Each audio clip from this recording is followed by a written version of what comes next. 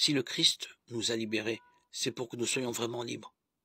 Alors tenez bon et ne reprenez pas les chaînes de votre ancien esclavage. Moi, Paul, je vous le déclare, si vous recevez la circoncision, le Christ ne vous servira plus à rien. Et je l'atteste encore une fois. Tout homme qui reçoit la circoncision est obligé de mettre en pratique la loi de Moïse tout entière. Vous qui pensez devenir des justes en pratiquant la loi, vous vous êtes séparés du Christ, vous êtes déchus de la grâce. Mais c'est par l'Esprit en vertu de la foi que nous attendons de voir se réaliser pour nous l'espérance des justes. En effet, dans le Christ Jésus, peu importe qu'on ait reçu ou non la circoncision, ce qui importe, c'est la foi agissant par la charité. Votre course partait bien. Qui vous a détourné d'obéir à la vérité? Cette influence ne vient pas de celui qui vous appelle. Un peu de levain suffit pour que toute la pâte fermente. Mais grâce au Seigneur, j'ai confiance pour vous. Vous n'allez pas prendre une autre orientation. Quant à celui qui met le trouble chez vous, il emportera la responsabilité quel qu'il soit. Et moi, frère, si je prêche encore la circoncision, on n'a plus de raison de me persécuter. Alors cela détruit le scandale de la croix. Il devrait se faire mutiler tout à fait ceux qui sèment le désordre chez vous. Or, vous, frère, vous avez été appelés à la liberté.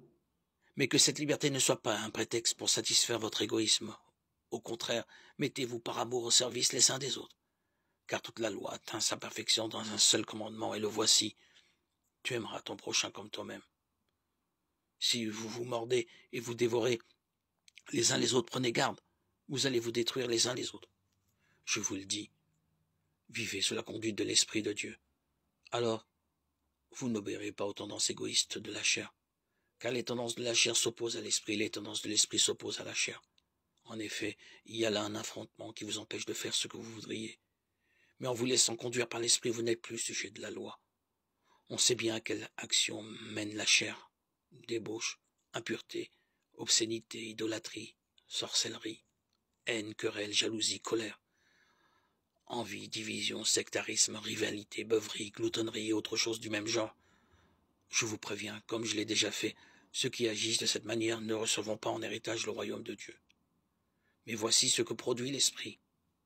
Amour, joie, paix, patience, bonté, bienveillance, foi, humilité et maîtrise de soi. Face à tout cela, il n'y a plus de loi qui tienne. Ceux qui sont au Christ Jésus ont crucifié en eux la chair avec ses passions et ses tendances égoïstes. Puisque l'esprit nous fait vivre, laissons-nous conduire par l'esprit. Galates 5, 1, 25.